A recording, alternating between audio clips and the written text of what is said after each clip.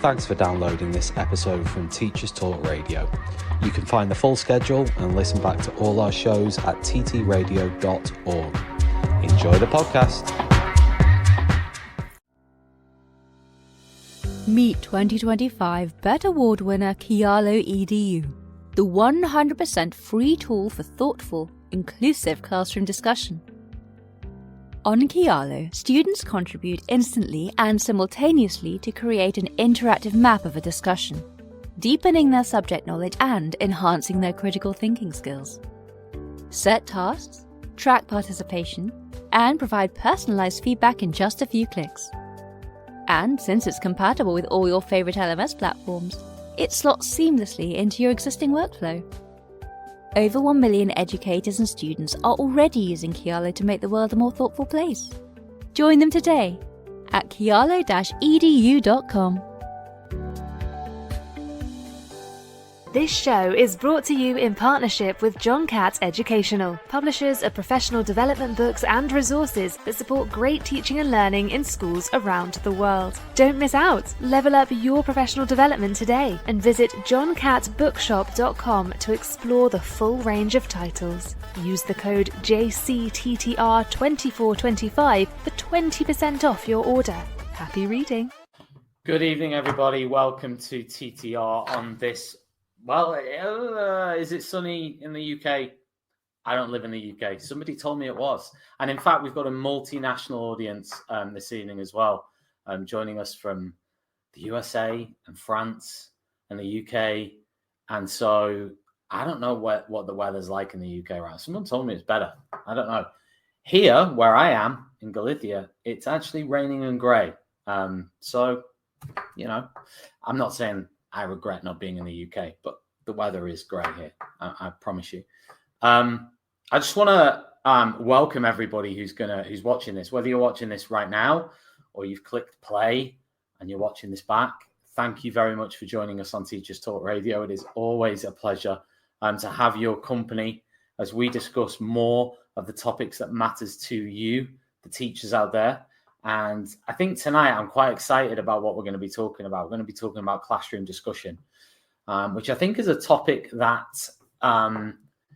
in many cases, maybe it's sometimes a bit overlooked sometimes in terms of how it works, how we can enhance it, how we can make it better, how we can make it better for the teacher and the students. So I'm really looking forward tonight to digging into it in detail with 3 expert guests. So that's going to be absolutely brilliant. Just before we dig into that, obviously it's been a big week at TTR Towers because last weekend we had TTR Connect.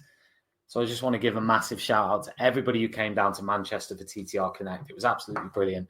We had 250 teachers in Manchester. It was a fantastic atmosphere, brilliant speakers, amazing collaborative effort from everybody involved, including the organisers. Was absolutely fantastic. So just a big shout out and thanks to everybody who was involved in that event from start to finish, particularly the organisers who helped to make it happen. So without further ado, let's get into the conversation. Now, as we go through it, you're going to hear a little bit more about Kialo Edu. Kialo, as you're going to find out as we move through the show, is a fantastic free tool that can help your students to get more involved in conversations and debates and arguments in class in a very constructive way. And I can't wait actually to share and to explore what this platform can actually do for your students. Meet 2025 BET Award winner Kialo Edu, the 100% free tool for thoughtful, inclusive classroom discussion. On Kialo, students contribute instantly and simultaneously to create an interactive map of a discussion, deepening their subject knowledge and enhancing their critical thinking skills. Set tasks, track participation, and provide personalized feedback in just a few clicks. And since it's compatible with all your favorite LMS platforms, it slots seamlessly into your existing workflow. Over 1 million educators and students are already using Kialo to make the world a more thoughtful place. Join them today at kialo-edu.com.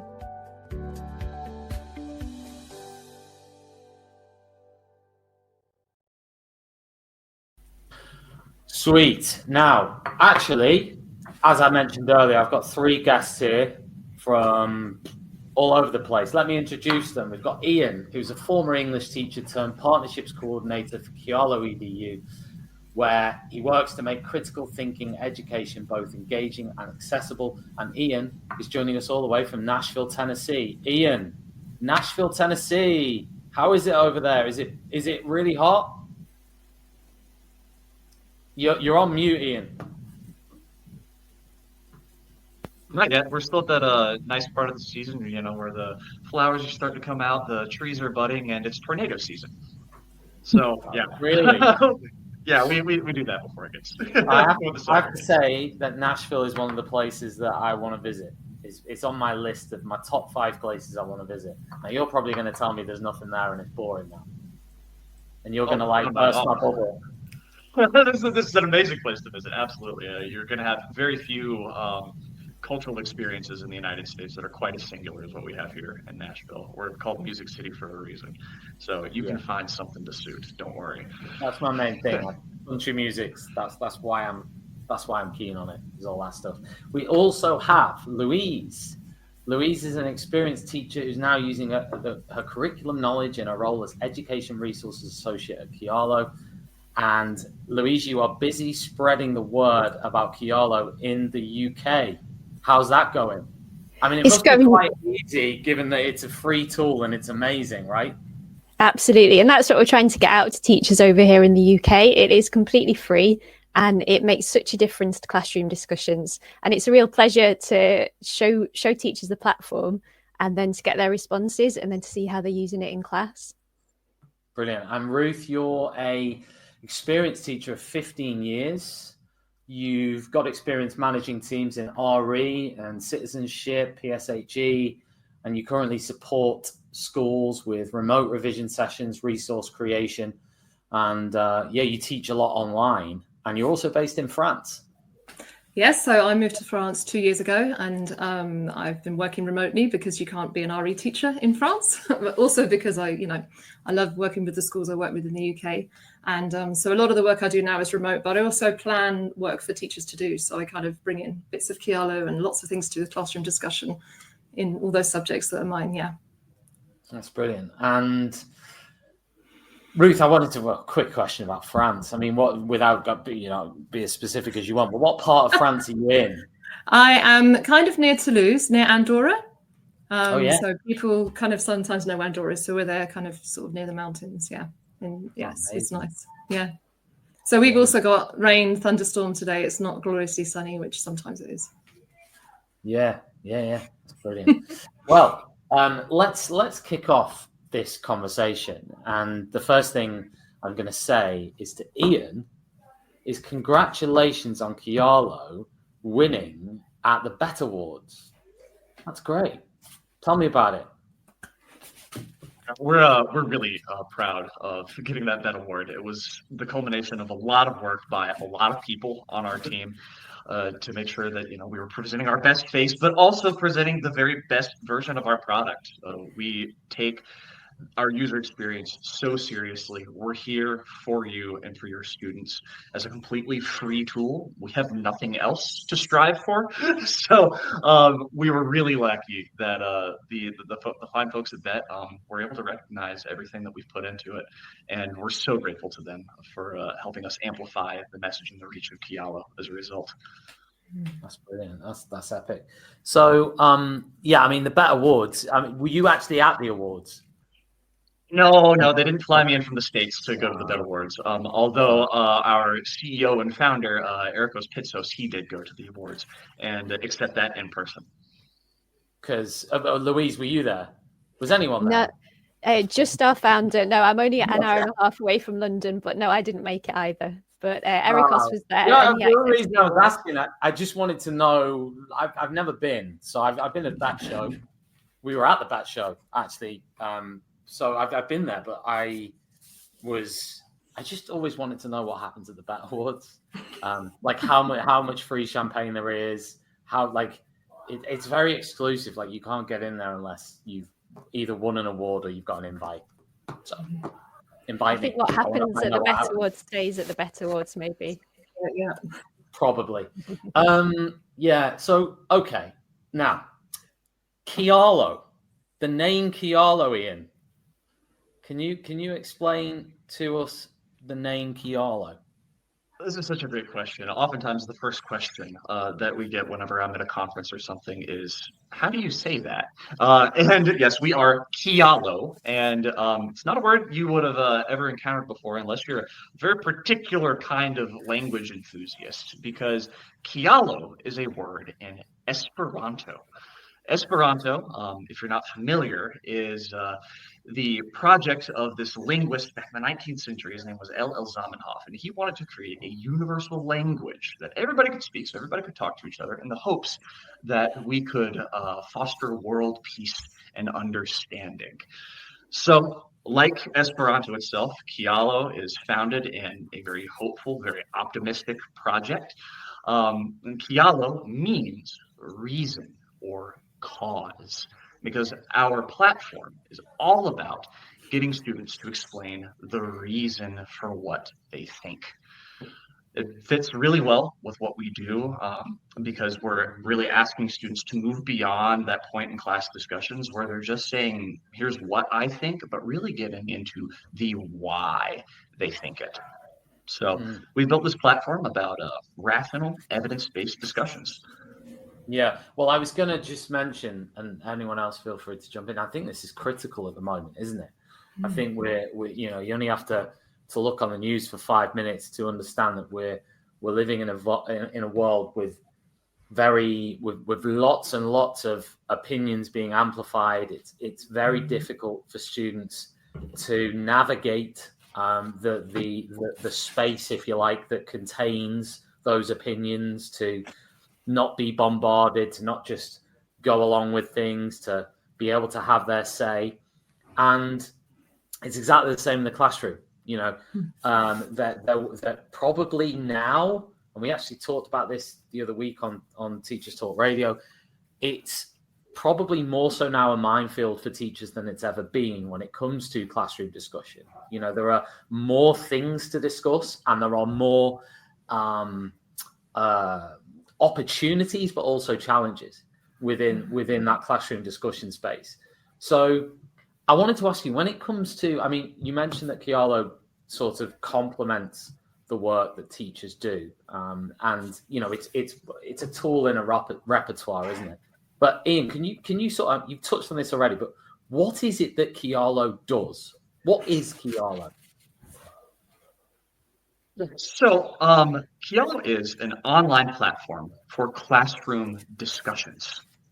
So the way that it works is it's a very visual platform.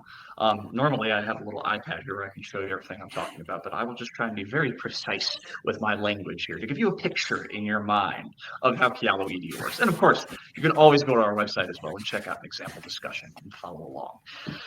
So the way that discussions on Kialo work is it starts with some kind of question. So, for example, you could ask the question, do smartphones make us less smart?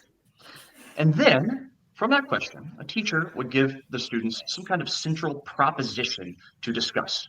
So you could take a side like, smartphones make us less smart, is that proposition. Then, students can either agree or disagree with that proposition by adding pros or cons. There we go. Yeah, we got a nice little visual. Thank you very much for that. And so once they add those pros and cons, you might imagine Louise here might support this thesis by saying smartphones make us lazy because they make everything too easy. And Ruth might say, no, smartphones can help us with lots of different tasks related to learning. So simple so far, right? But where it's really interesting is that each one of these pros and cons that you see right there can then have its own pros or cons right below it. So I can write my own pro beneath Louise's pro, offering some support for why I think she's right. Or conversely, I could write a con to call Louise's claim into question. I can do the same thing for Ruth's claims by supporting or challenge it, and I can do the same thing for anybody's claims within the discussion. So once I've added my thoughts, then other people in the discussion can go beneath my claims and add their own pros and cons. So as you're adding these layers of either supporting or challenging the arguments, it creates this branching map of everybody's contributions. And that's what you see up there at the top, that kind of dialed out what we call a sunburst view of the map. So students can really see how all of their thoughts are stacking. They can visualize how their ideas are connected and how their arguments are being logically developed. So altogether, this is what we mean by saying it's asking students to say why they think what they think. Kialo is prompting students to dig much deeper into their reasoning and just moving beyond the what to the why, which can be really useful compared to class discussions, where you might just stay on that surface level without that extra prompting. Can I have, altogether? Yeah, of course. Yeah, no, I just wanted to sort of come in because I like that as an overview of what we're talking about here. But let's sort of zoom out a little bit there, and let's imagine you're a teacher who just does lots of classroom discussions. You know, how might that help with the challenges that they're facing? You know, trying to do those discussions in class. You know, how does this complement it? How does this support those challenges? How does this make it better for them and the students? Well, there are lots of challenges that you might encounter when you're doing class discussions. Now, I will say, as a teacher, when I was in the classroom, I love live classroom discussions. There's something about just actually being able to hear students' voices, which is great. But you do have some issues where students may not be able to participate as fully or as equitably in the discussion as you may like. So for instance, we're all familiar with the problem of the shy student who, has got good stuff to say if only they could work up the gumption to say it publicly in front of their peers. So a discussion tool like Kialo, which is text-based, can really take away those fears of public speaking. Some students, have thoughts and they're willing to contribute them, but they need some time to assemble that before they actually start talking in a discussion. And sometimes the discussion can move on before they're able to contribute that, which can make it really awkward and frustrating for them. On Kialo, all the points are just evergreen. They're just sitting there and writing. You can respond to them whenever you like. And even for students who are really good at contributing in class discussions, you may find topics where they're reticent to say what they think because they may be afraid of being judged by their peers. And the benefit of an online platform like Kialo is that we offer an anonymous participation mode where students can skip through that fear of peer judgment because they're anonymous to one another behind these very nice, colorful animal avatars, which you see there. But of course, students' identities are always visible to the teacher, ensuring that very important layer of accountability. No, that's brilliant. Go on. Sorry, go on. Well, to add to what Ian said as well, I think another challenge is actually once students are engaged in the discussion, trying to get them to remain on task throughout the activity. And I think that's particularly true of small group discussions where you've kind of grouped students within the class and then left them to work independently. You're trying to monitor what's going on in every group, but generally trying to keep everybody on task during that is quite challenging. And also making sure that you know that all the students are contributing equally so that everybody is achieving the learning outcome for the session. I think quite often it's the more diligent students that might take on the work of the whole group because they're the ones that are more concerned about what will happen if they don't discuss what they're supposed to be doing. And that leaves some of the others then not participating quite as they should be. And teachers already have loads of excellent classroom management strategies to address those issues. But actually, by spending time on that, what that's doing is taking them away from those more meaningful interactions. So they could actually be deepening students' comprehension, addressing misconceptions, and actually moving students forward in their learning. Now, Kialo does address that with a tasks feature. And so what we've tried to do is design something that would put the responsibility for that participation in the hands of the students. and therefore free up the teachers to focus on more kind of valuable learning focused interactions. So what teachers can do is actually set students numerical success criteria for the discussion. And they can do this when they set up the discussion or at any time during it. And they assign each student a number of tasks to complete. So that could be something really basic, like adding a certain number of claims to the discussion. And as students add a claim, they will see their task update until they've achieved whatever target the teacher has set them. And because everyone contributes simultaneously, those targets can be a lot more ambitious than in a traditional discussion. So rather than just expecting everybody to contribute once or twice, teachers might ask students to contribute maybe 5 or 10 claims within the same amount of discussion time. And there are also other tasks as well that teachers can set. So it's really good in a discussion, I think, not just to have students contributing their own ideas, which they generally can be quite confident with in the right situation, but actually getting them to think about what other students are saying as well and to respond to each other. So on Kialo, you can set students a task where they have to add claims under other people's claims. So that's great for getting them to engage with other perspectives. They can get used to supporting and challenging ideas, but also having their own ideas challenged as well. And that's a really key part of critical thinking, which, as you were saying at the start of the show, is absolutely crucial in today's world. You can also ask students to add claims under their own claims. And again, what's happening there is what Ian was referring to earlier. So students are going beyond just the what and moving into the why, and they're actually starting to develop lines of reasoning as well. There are even a couple more as well. So it's great to be able to move discussions on. And one of the ways that we can do that and challenge students is by getting them to add sources to their claims. And that's something that in a traditional discussion can be quite challenging. Whereas on Kialo, what students can do is actually link a source directly to a claim. So they can make sure that the claims that they're making are actually supported by evidence. And that can generate some really valuable learning as well on misinformation, as students can practice evaluating whether sources are credible, whether they're reliable. There's even another one as well, which is to get students to vote on the impact of each other's claims. And so what that's doing is getting students to reflect on the content of the discussion. And it's great maybe as an extension or as a home learning task, a follow-up after the discussion. So actually getting them to go back over what's been said or what's been written and getting them to think about the impact of each of those claims. And that's something that would be great to do in a traditional discussion, but it's very, very hard to remember everything that's been said. Whereas on Kialo, that's something that is much easier because the whole discussion is recorded.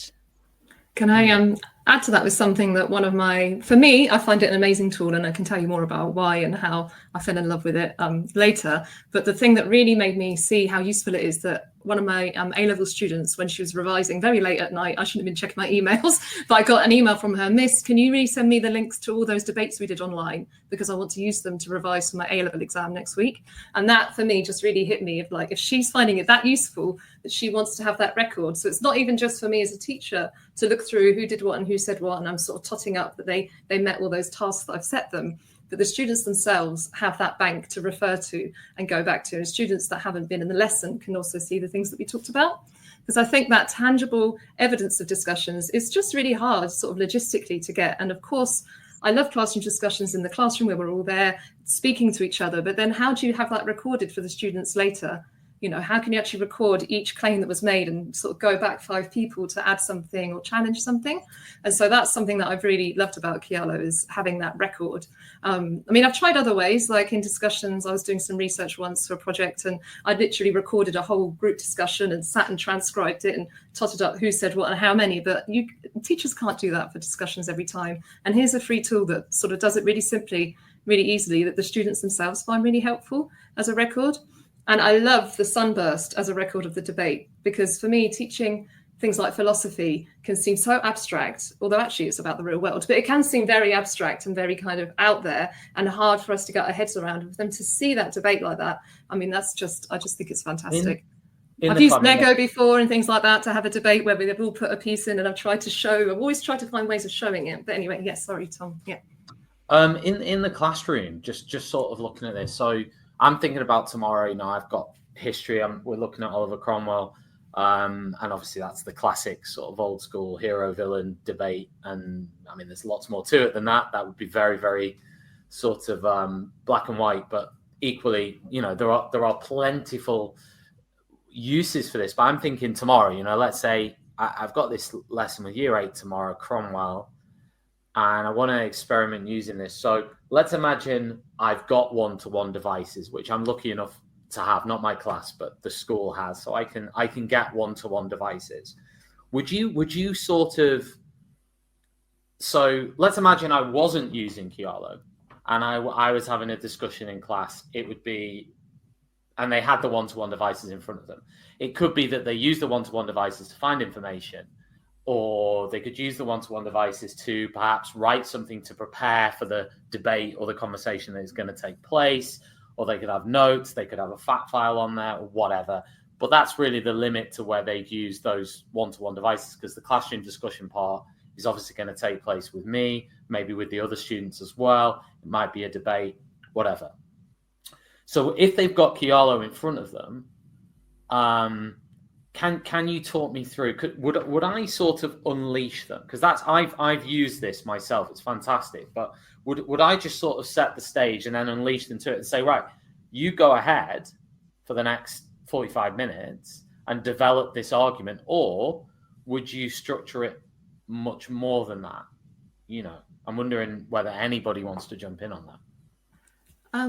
For me, I can say from the different settings I've used it in, that for me, with some students, yes, I might set them off, maybe those A-level students, if we've worked hard on a topic and then they want to crack on and do it, that's fine. But I found much more effective is using it like a classroom discussion would, as a tool where I would have on the board the debate that's happening and have the points. Then I might model quite loudly and sort of obviously, oh, that's an interesting point. I wonder what I might say against that. Oh, I think this is a good point, and kind of model a few. And then they would see it and see it happening. And as the debate's going on, I might sort of pause class. Okay, everybody, let's pause and look at this discussion that's happening here. Because that starburst, one of the most beautiful things is when you see it in real time pinging out like this, and you just go, hang on, who are these two debating here? And it might be two students who've never spoken to each other, who've never ever spoken in a class discussion together, but they're the two that go off and have this debate that the rest of the class can see. So just like you might in a normal class discussion, it doesn't have to be that it's a separate thing that's happening on the computers over there. It's something that can be part of that classroom discussion. Yeah, totally. The bit I wanted to get at, though, was that you can almost have a live, like you just mentioned it, Ruth, you can see that starburst like developing in front of you. Yeah. So it can be a live experience, almost like a live event for the students, rather than starting it off in one lesson, then coming back to it in 2 weeks, if that makes sense. But you could say in 2 weeks' time, we'll come back and go back to that debate. Do we need to go back and add something, But for me, the beauty of it is when that starburst is moving and the students see it. And I do a lot of my work now remotely online, and I work with schools doing, one of the things I do is revision sessions with groups of students. I was doing that anyway when I was in the UK. And for then I'll have maybe 20 or 30 students on there. And then in the chat, they'll be like, wow, that's so cool. Look at that. That's my debate. And I can see how interesting they find it as a tool. And they always ask me, Miss, can we do another one of those Kialo debates, please? So that for me makes me realize how much they enjoy it and how useful it is for them in pushing their thinking.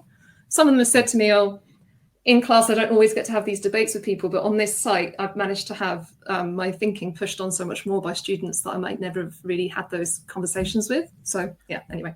Yeah, I mean, Ian, I want to circle back to you for the next bit, which I wanted to ask you, sort of circling back a little bit to what we were saying at the beginning, because I think one of the biggest challenges I have is keeping everybody involved in a classroom discussion, getting all students to be able to have a say or an involvement. So how do you think Kialo, like not just Kialo maybe, but what, it's a big challenge. So how does Kialo fit into an infrastructure around trying to tackle that challenge?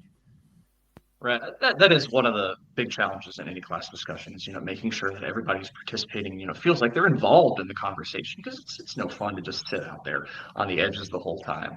And no fun for you as a teacher either when students are talking. So what's really nice about Kialo is that, as I said before, alluded to before, everybody can talk at the same time. Contributions are simultaneous. So well, I wanted to, Ian, can I just cut in? I wanted to ask you about that. What happens if they're writing something at the same time?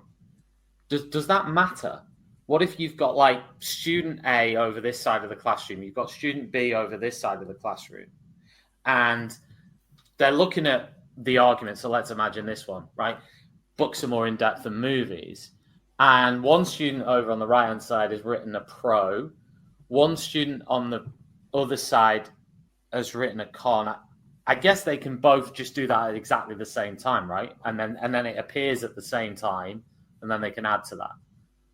Absolutely, they can. Yes. So you could be working on two completely different aspects of this conversation at once, if you will. If there's a student who's really interested in, I don't know, if you're talking about Cromwell, somebody who's interested in sort of Cromwell's personal character, you could be having that little side discussion over here. While at the same time, some students are having another discussion about the historical context in which he's operating. And that is completely possible on Kialo. We do try to make sure that students aren't putting the same ideas within the discussion, because we do know that there is that potential to happen. There is a nifty little duplicate checker. As you're writing a claim on Kialo, Kialo will let you know if somebody has used similar language or words in another claim in the discussion, so that you can check your writing, your thoughts against that, and hopefully not duplicate what somebody has already said. No, that's brilliant. That makes perfect sense. So coming. Sorry, that was me going off on a tangent, but I thought that was an important point. But the what I'm interested in, that inclusivity wise, in terms of involving everybody.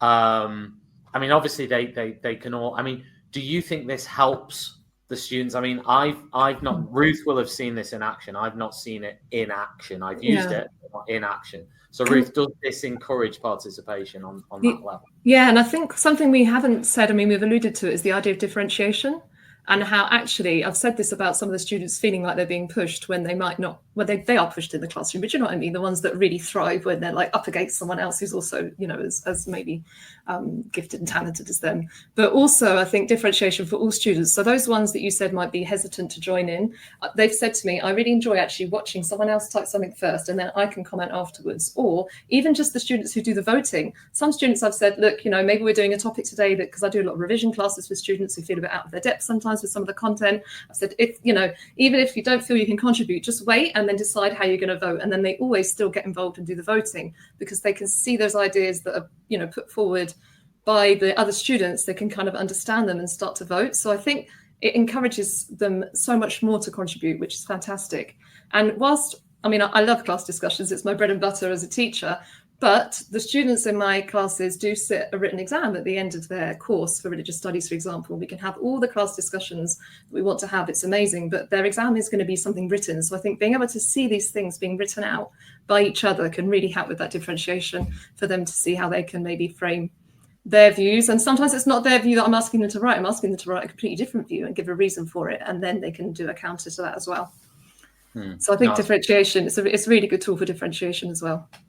Nice, brilliant. Louise, talking of sort of, how this translates into the classroom, when it comes to classroom management, managing a discussion is definitely one of the tougher parts of the job. I mean, I'm into year, 19, 18. It's still with a big class. It is one of the tougher parts of the job. Now, during the lockdown, when I was teaching online, using tools like Mentimeter and even just the chat feature in Teams, right, or whatever, it was much easier. I'll be honest, because you don't have now. I quite like this idea of Kialo being in the classroom, or tools like Kialo being in the classroom, because it almost gives you the best of both worlds. It gives you all the students there, but they can type stuff instead of feeling the need to shout stuff. So suddenly maybe you can take a certain element out. Now, obviously, there's still going to be opportunities for the students to talk, because I wanted to touch on that as well, is how oracy is just incredibly important anyway. But it's taken on an even bigger sort of sense, especially in the UK of late. So I was going to touch on that later in terms of, that blend between, students who might not normally contribute to a classroom discussion actually being able to contribute and think about it, but also not taking away the element of them actually speaking, and how you would incorporate that. I mean, it seems very straightforward because they've written it and they may just read out what they've written, right? That is probably it in the simplest form. But I wanted to ask you more first around, how it would help students to maybe stay on task, or how are there any tools in there that can help with that? Yes. So as we were discussing earlier, we've got our tasks feature. So that's where the teacher can assign numerical success criteria into the discussion. So I won't go through all the different tasks again, but it's really, really handy, because what it's doing is kind of giving that responsibility over to the students. Is that this one? Is that this part? Absolutely right. So you can see there that we've got the different categories of task, and the teacher can adjust those to suit the level of their class. You could even, if you've got your students working in different groups, as Ruth was saying about differentiation, you could actually give each group a different number of tasks as well, and do your differentiate in that way. So we've got that feature. And like I said, what that's doing is giving the ownership of the discussion really much more over to the students. I think quite often in a traditional discussion, it's the teacher that's at the centre of the discussion. So the student will give a response, but that response will go to the teacher, and it's almost filtered through the teacher, and then the teacher asks another student to respond, and it's almost like they're looking for the right answer and for the teacher's approval. Whereas on Kialo, you could actually have a discussion where it's just the students completely, and the teacher doesn't need to contribute at all. There's that level of flexibility. It's the students interacting with each other.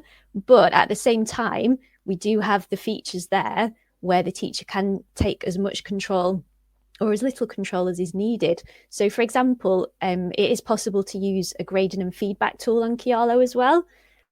So if you think about a traditional discussion, you've got students giving their contributions, and the teacher would be perhaps feeding back one at a time in front of the whole class. That's quite a time-consuming task, really, and it's quite hard to give meaningful feedback. But what teachers can do on Kialo is, with every claim that's submitted, if they wish to, they can grade it using a numbered scale. And then they can also add some written feedback as well.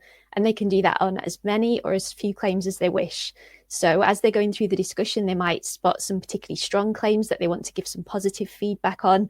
But more likely, they'll spot something that needs a little bit of constructive criticism to move that learning forward, perhaps address a misconception, something that might need supporting with a source.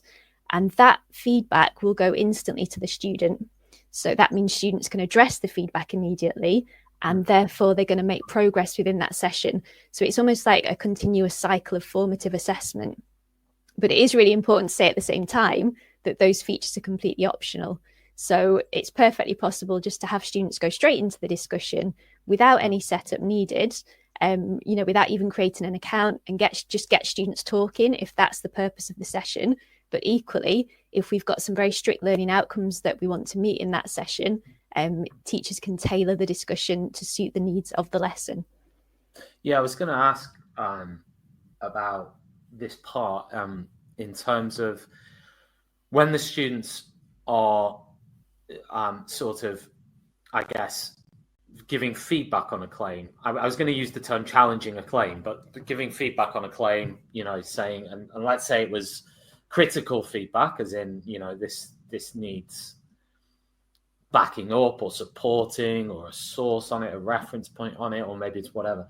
Is there any way, and this more dwells into just teaching in general, is there any way that you sort of encourage perhaps higher level responses there? Because I guess, there will be teachers out there saying, right, I'm just going to get a student going, I really want to challenge this claim. I don't know what it means, but I'm just going to write something on it saying, I challenge this claim, it's garbage or something, that's more about the teacher, I appreciate, and how they structure that task and how they set it up. But I mean, that's not necessarily to do with Kialo itself, but I'm wondering, I guess one of the intrinsic features is it allows them time to think I suppose I would say that's a really positive thing with it, rather than it being a free-flowing classroom discussion where everybody's talking and someone might not get the chance to actually think about what they're saying. But I wondered whether you had any thoughts on that point. I think the key thing is to make sure that, as with any session, you have got your clear learning objective and success criteria in place before the session. And so any feedback that you are giving students is directly related to that. And they already know before they start what the expectation is. They already know what makes a good claim in this particular context. And so it's very, very easy then to make sure that your feedback is directly related to those success criteria. It's not personal, as in the student's ideas. It's about how to write the claim, or it's about how to find a credible source, for example. Oh, go on. Sorry. I was just going, and I've used it in that it's always the pros and the cons. So they're always thinking of what's the strength or weakness, or what could I say against or encounter. So that frames it rather than just, what do you like about this? Or, kind of sometimes we can say that in a discussion, does anyone not think? And it's sort of, this really does frame it as that kind of critical thinking that you set up before you do it with the students. But I've just found much more than some classroom discussions where it can get a bit personal or, get off the topic. This kind of helps them remain in that sort of critical thinking mode. And they're not feeding back like on the point. They're just seeing the strength of the point or not, and how would they counter it if they don't think it's a strong point. That makes perfect sense. No, brilliant. Yeah. In terms of the source bit, I love the source bit. I think the source bit is just a great little tool, and it may seem simplistic, but students might not know what referencing is. They might not know.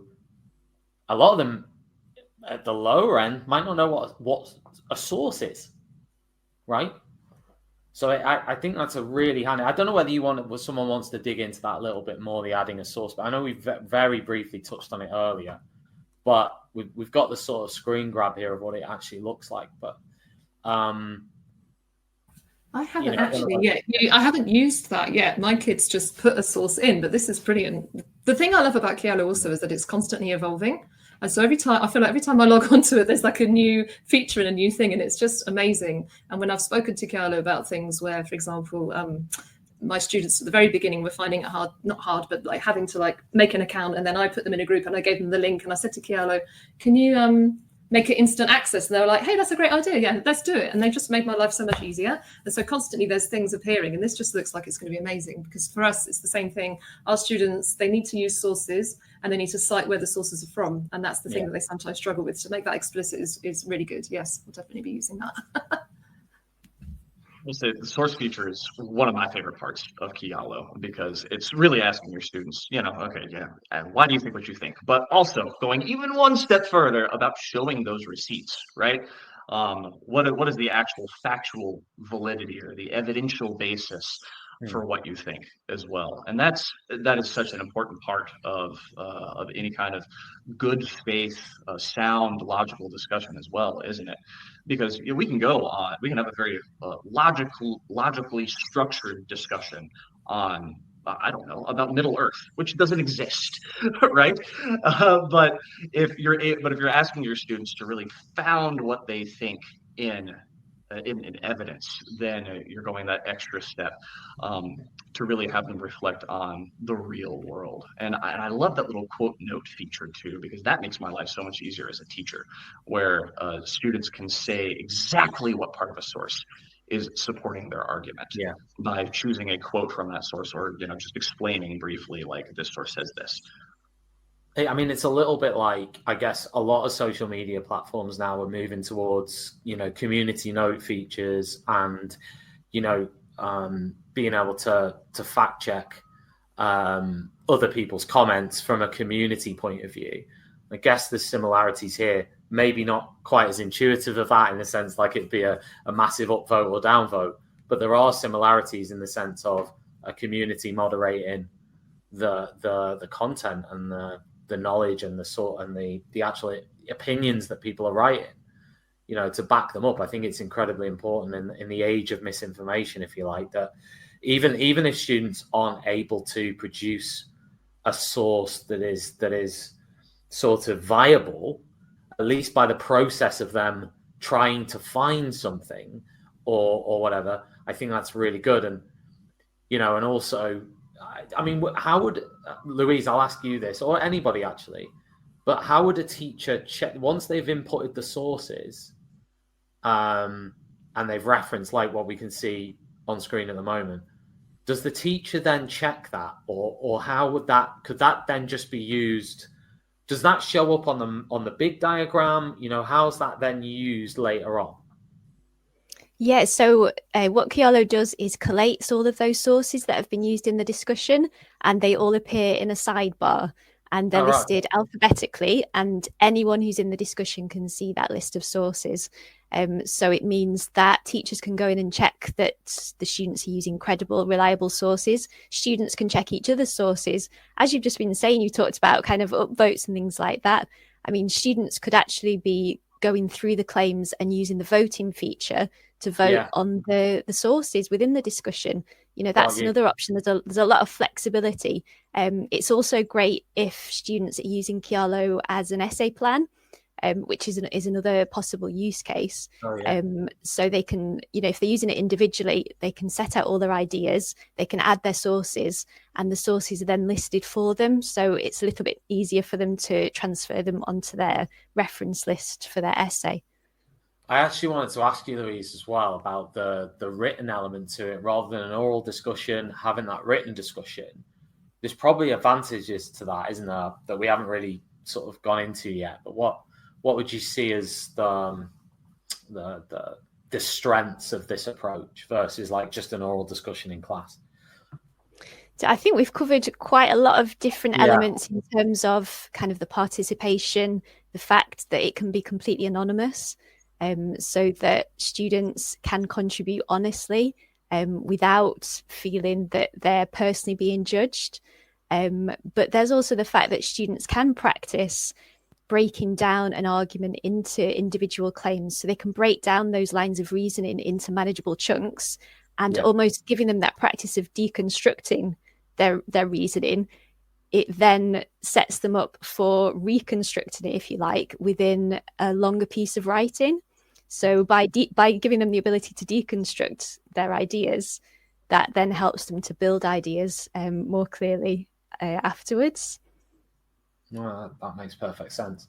Ian, I mean, in terms of, we've touched on this, but critical thinking skills. I mean, this has been a much debated moniker in the UK anyway, in terms of, you know, can you teach it? How do you teach it? What is it? Right. But I mean, why do you think critical thinking is so important for students today? And how can Kialo sort of help with that as well in the classroom and beyond?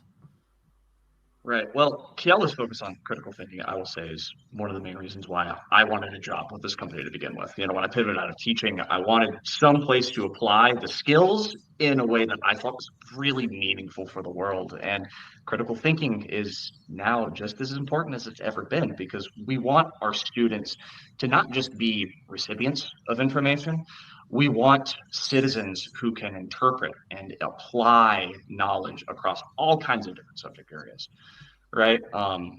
It's really important because students, through learning critical thinking skills, become better communicators. They're able to weigh up different arguments from different perspectives. They're able to recognize their own cognitive biases and, you know, really self-reflect, have that kind of metacognition as well, which is very important, you know, for kind of checking yourself once in a while, not just in academic conversations, but in your personal life too, right? And it really is great because it has those real world skills of problem solving and decision making that students can apply to all different areas of their life. And if I can get on my soapbox for just one moment here, of course, it really does speak to the moment as well, because of exactly what you referenced earlier, Tom. We are in an age right now where all the 21st century skills and challenges that we try to prepare our students for, one of the big ones that's right in front of our faces right now is misinformation. You know, you go log on to any social media platform, and unless you are very diligent about curating, you know, what you're seeing, it's liable that you're going to get at least a little bit of spray of that fire hose of misinformation that is just out there these days. So we really want students who are able to identify, evaluate credible sources, people who have just, at least enough of a mental barrier, if you will, sort of a psychic barrier to that kind of misinformation, where they can spot claims that sound suspicious, or maintain that kind of skepticism, to not just immediately gobble up anything that you see just because it already confirms your worldview.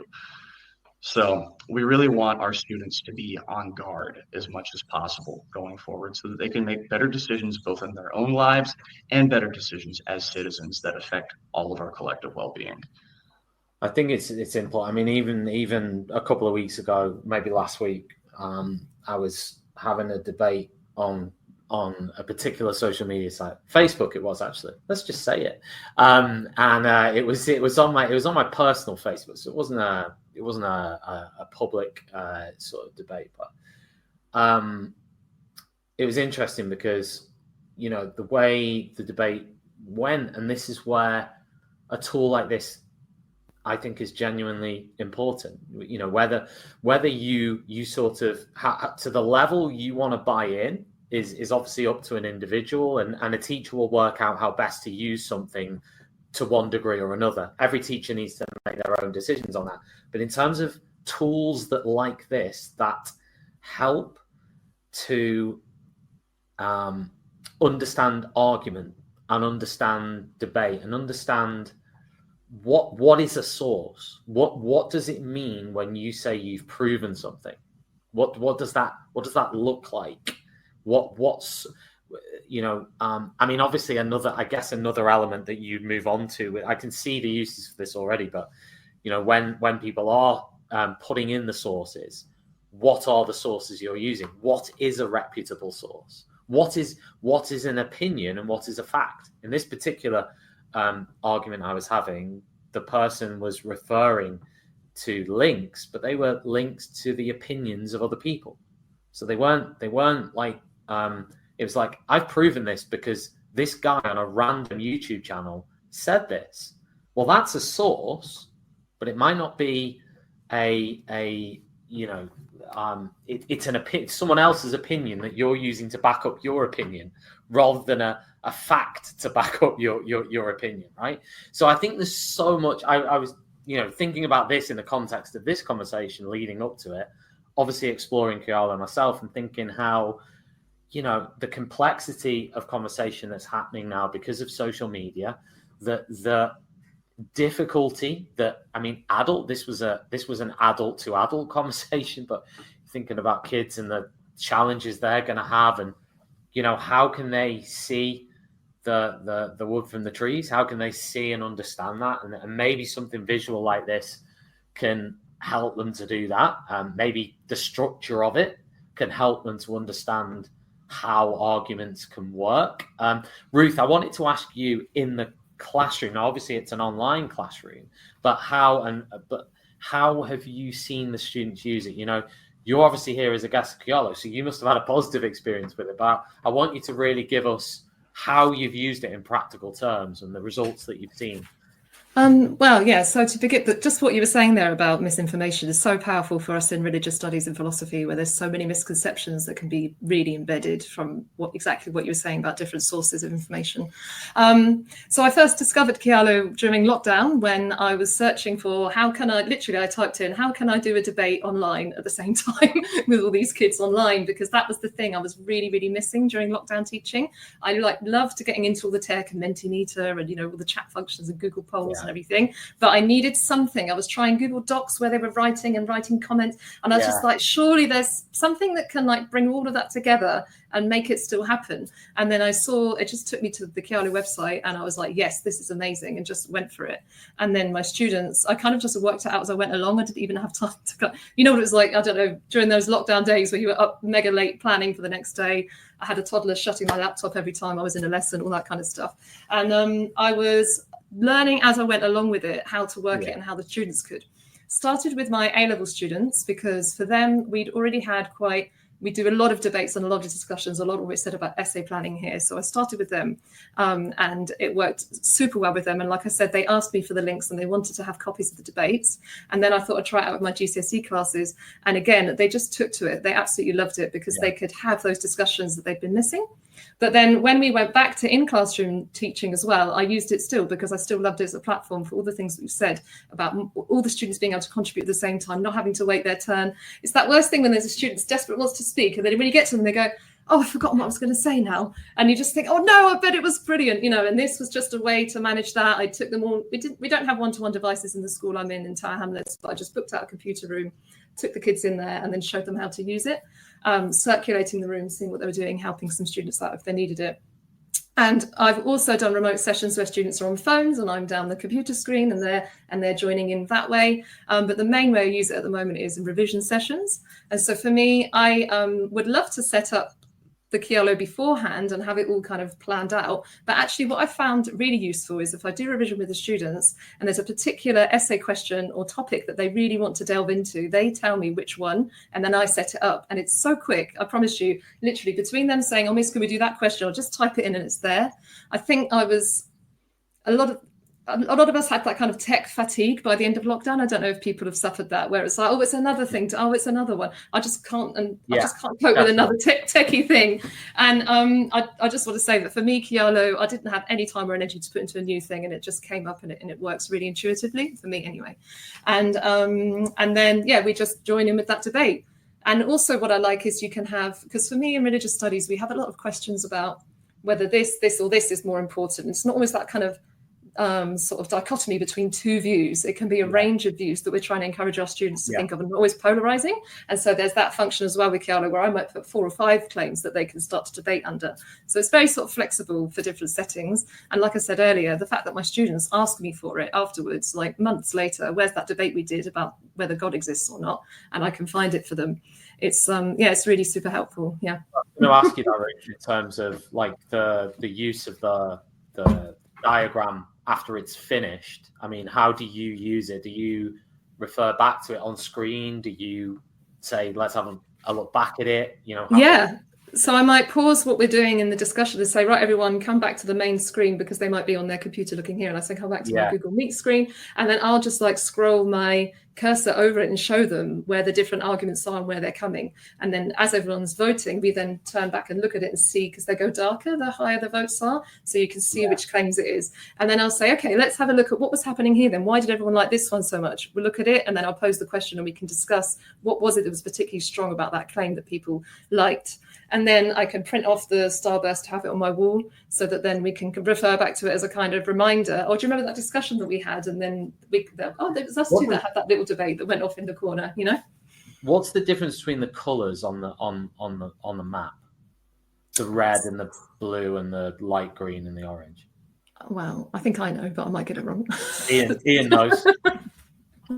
So the blue circle that you see there in the center, that represents the central thesis or that proposition. So in this case, books are more in-depth than movies. That's that blue circle. And each green wedge that you see is a pro claim, while each red, orange wedge that you see is a con claim. So you can see how all those are branching out.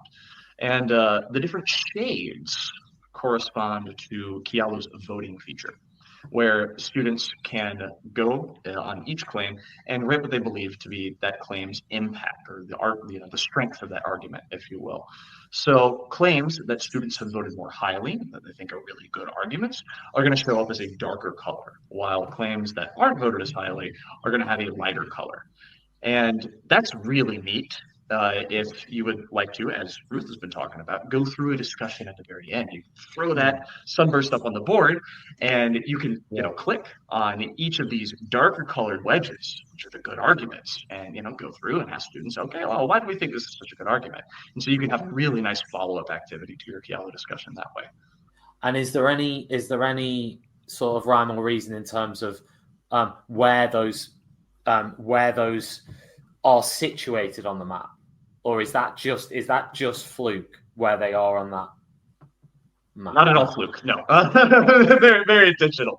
Nothing is you're a fluke really- with Kialo. Nothing's a fluke. Yeah, right.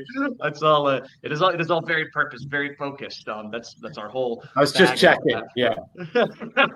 So it's where you see those pros and cons displayed in that visual map is where you would see them in that chain of argumentation. So you will see the green and red wedges that are attached to the thesis are responding to the thesis.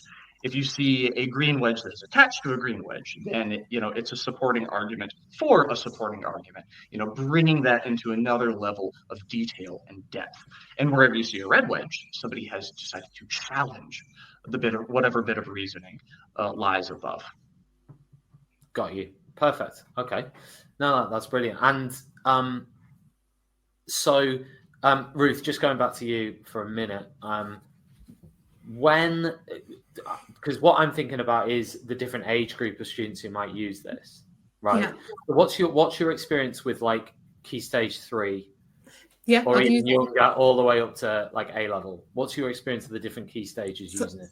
So I've used it from year 7 all the way up to year 13. American viewers. Oh yeah. Ian, translate this. Is it K-12? 11 to 18, 19-year-olds, 18-year-olds, 11 to 18-year-olds. Well, here it's college and lycée. Anyway, yeah, that age group, 11 to 18, is the age that I've used it with.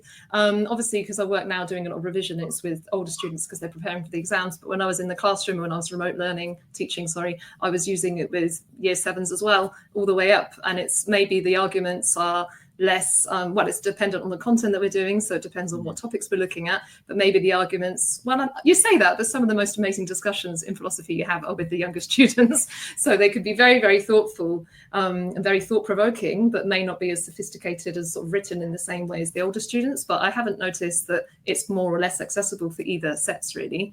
It's just been something that whichever class or group you have, run with it as far as they do as a group. Basically, is the amount of time that I have with them, is the amount of time I can give to it. You could just it's not one of those things that sort of like runs out and then you're like, oh, okay, that finished a bit quicker than I was expecting it to. Like some class discussions, if there's like that eerie silence and everyone said everything. No, there's something about it that just helps it keep going and helps them keep contributing.